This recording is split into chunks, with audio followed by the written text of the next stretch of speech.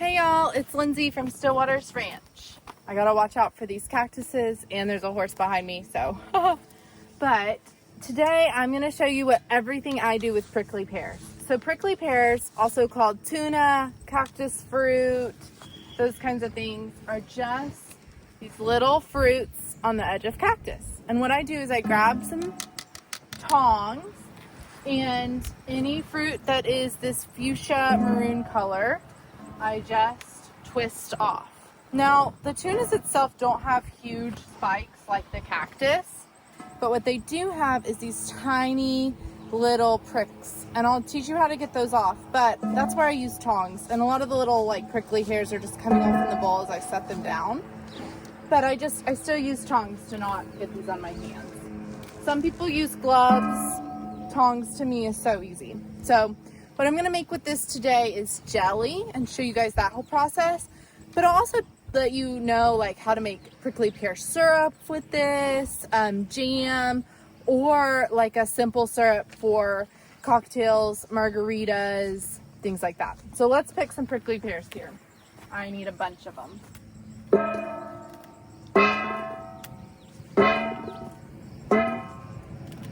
Juicy things.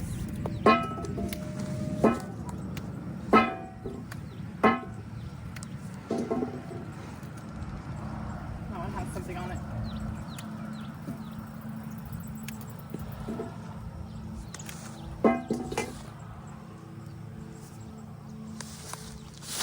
Yeah, sure. Watch out, buddy.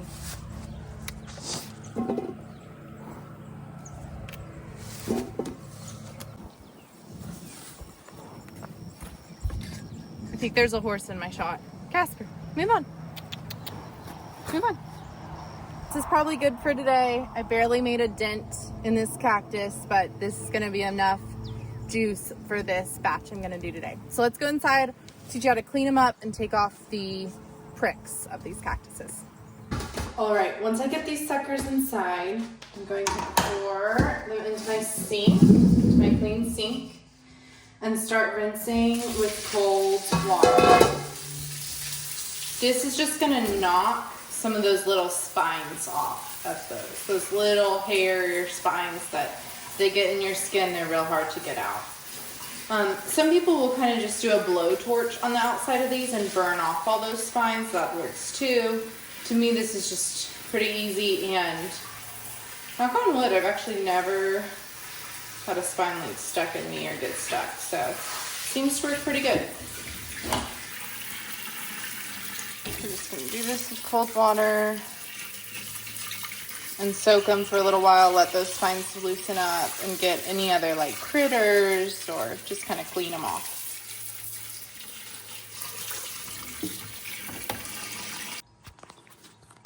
Can y'all see all those little spines that came off floating in the water? It's kind of hard to see on this, but on my sink you can see little like spines that came off, so a ton of these came loose. Now there still might be some in here, so we're gonna handle them with care, but much better than when we were raw dogging it.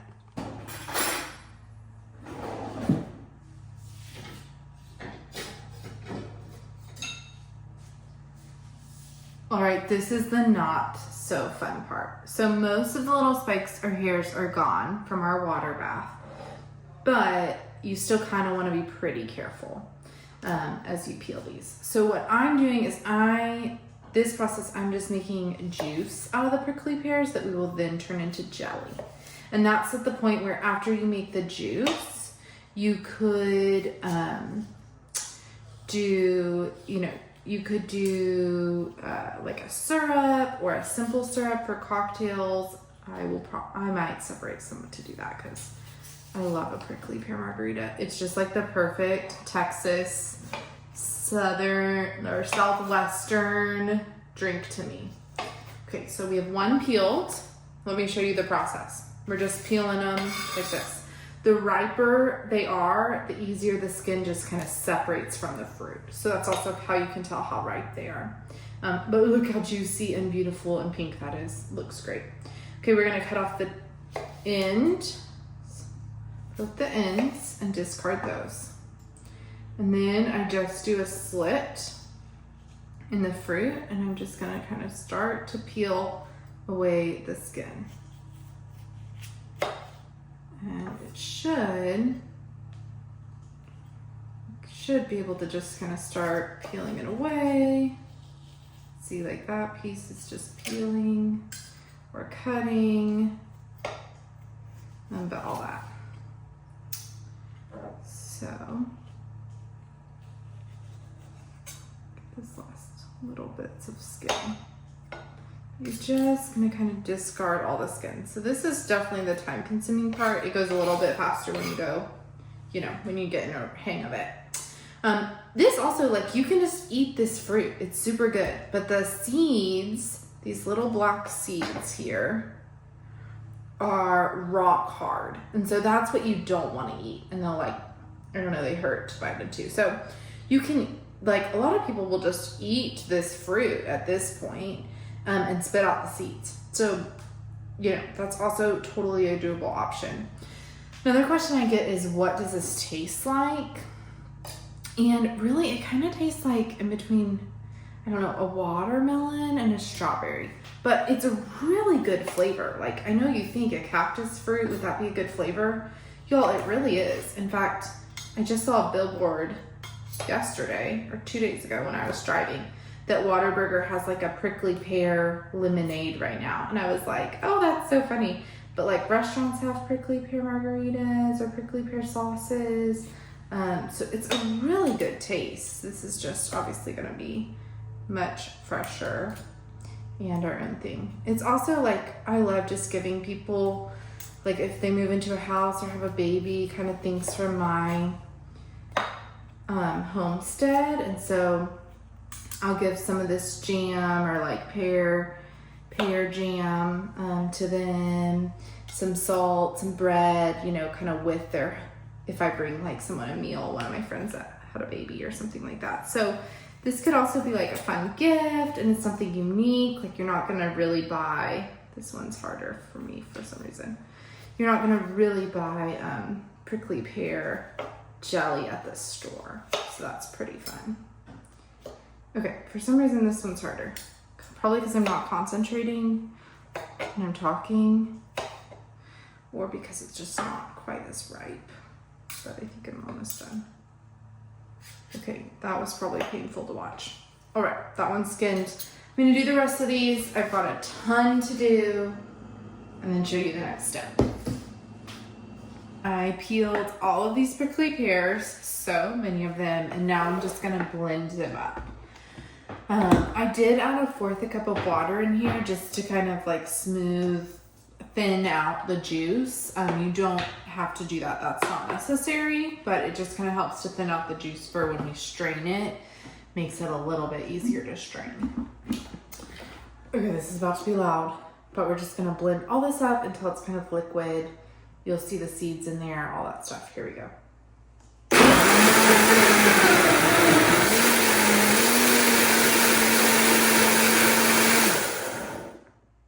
That's good, that's all it takes. So now let's strain it.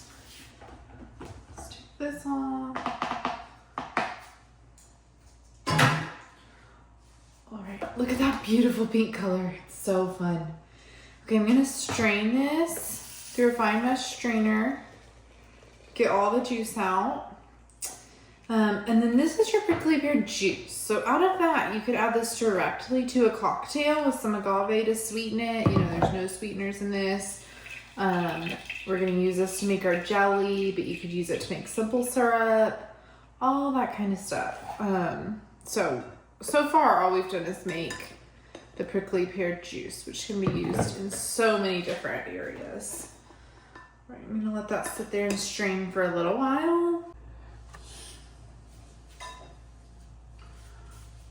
All right, we've strained out all that juice, and I'm not gonna lie, it took a second just because all the pulp and stuff. So this is kind of a thick juice, and it's kind of sticky, which is gonna make a great jelly. So I'm gonna pour all of this in. I'm gonna say this is about 3 cups. If you want 2 to 3 cups of juice. Let that not drip. And then we're gonna do about 1/4 cup This might be a little less, but this is 1 lemon worth of fresh lemon juice. And 1 package of Pectin, 1.75 ounces of Pectin. We're just gonna bring this to a boil. And then once we bring it to a boil, we'll add in our sugar.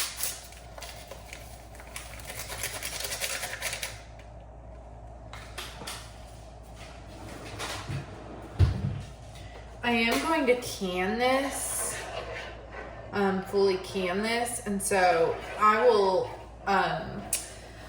leave some links in the description of my video of all the canning stuff I use, or Pectin, or just kind of my favorite like kitchen items for that if you're new to canning. I'm not the most experienced canner in the world, but my stuff has a good shelf life and it lasts, and my jars seal, and I'm happy, so I'm just showing you the way that I do it. If you have a different way to do it and you feel confident in that, go for it, but this is just how I can. So I'm gonna bring this to boil, and then we're gonna add our sugar. All right, the Pectin's kind of dissolved in there, and it's at a light boil. So I'm gonna add in my sugar. I'm gonna do 3 cups of sugar for this, and it's pretty sweet. If you want it to be more or less sweet, you can adjust, but 3 cups is pretty good amount.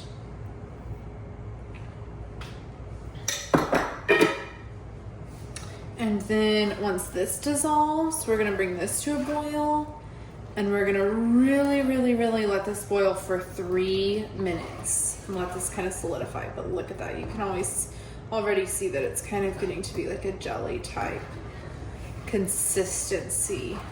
Oh, the color, I just can't get over the color. It's so pretty. Like serving this, so pretty. And also you get just like a bright pink jelly. So let's let this boil for 3 minutes. I'm gonna set my timer here. Well, once it boils, I'll set my timer.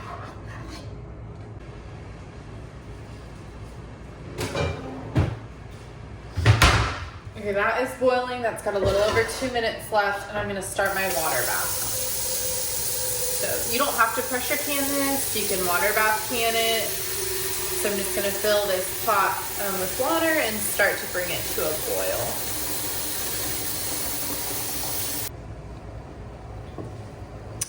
Almost at that 3 minute, there's my timer. But see, I'm really letting this boil. Like, it's roaring boil. Okay, let's try to take this off from the heat and start our canning process. Okay, I've got my jars here. I'm just using little 1/2 pint, 8-ounce jars. I think that's the perfect amount of jam to take out of the pantry, or jelly to take out of the pantry at a time. So that's what I'm using. I'm just gonna ladle them into my jar, and I'm gonna leave about 1/4 of an inch of room at the top of each of my jars.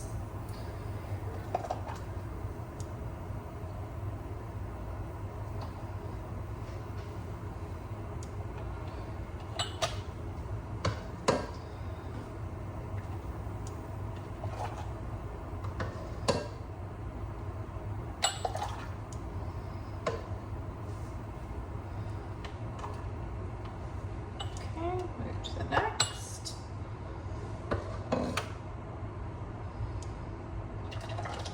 This is gonna be so good.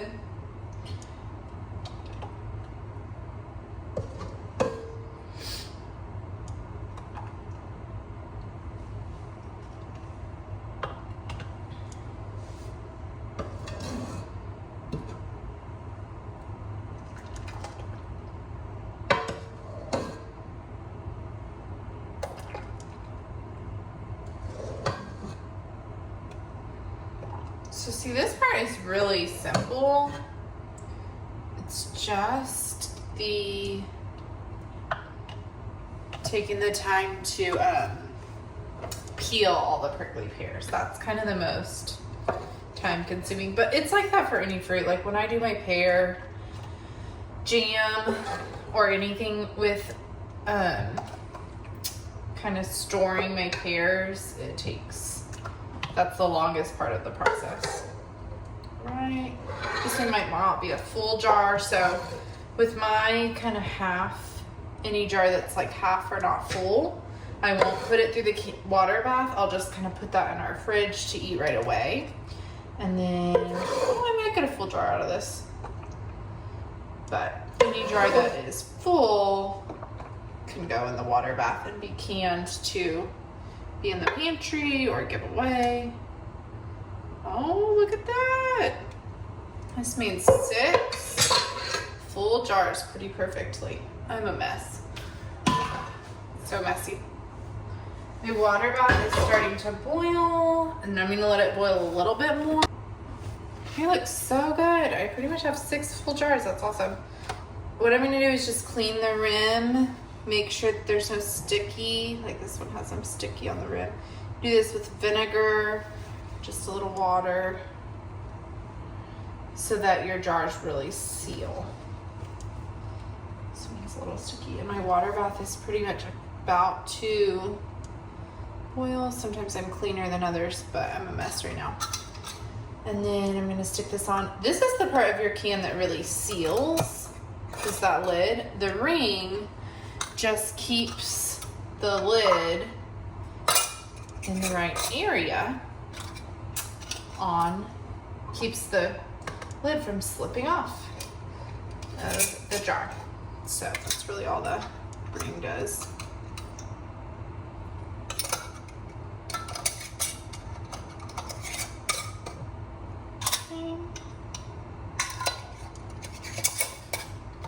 Water bath's about there.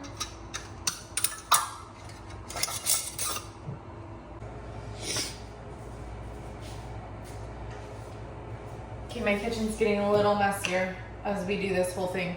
But into the water bath they go, and I want them to be covered up about 1 inch on the top, the jars of water. Just giving them enough room in there. We can do 6 jars perfectly in this pot, so I could not have timed that better to have 6 full jars in a pot that fits 6 jars. Okay, that's a little full with water, so I'm gonna take some water out of there. Let's see here.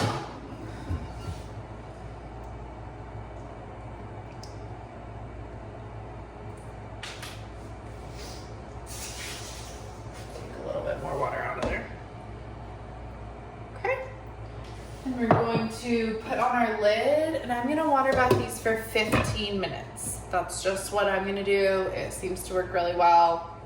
Made this batch several times. I'm gonna do it for 15 minutes.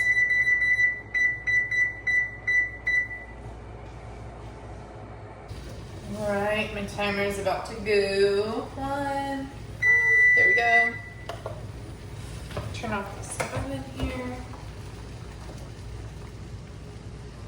That is just some good old-fashioned water bath canning.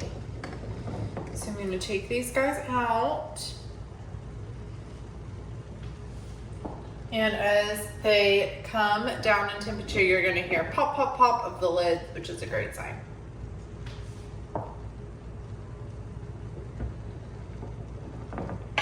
Oh, there goes one. There.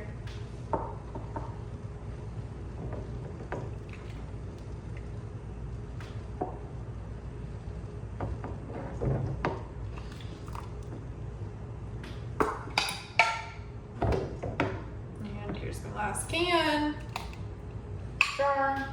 All right, so what I'm going to do is I'm going to let these cool for about 24 hours and make sure, double check that all the cans are sealed. You know, just make sure that the lid has been popped. Double check all the jars, and then they are good to go in the pantry.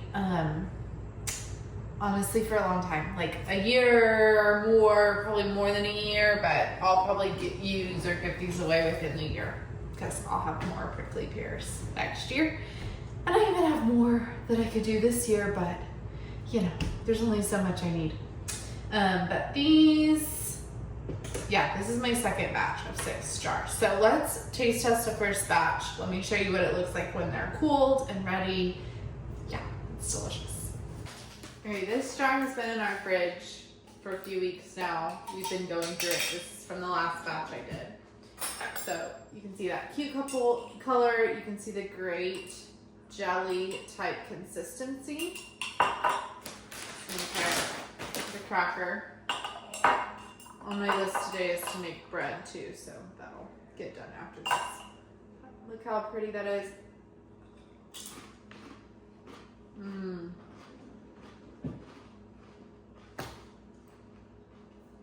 It's so good. The taste is kind of like, I don't know, like a pink Jolly Rancher. Like that kind of like really sweet, concentrated watermelon flavor. It's really, really good. Kids are gonna love it. Husbands are gonna love it. Your family members are gonna love it. It's so good.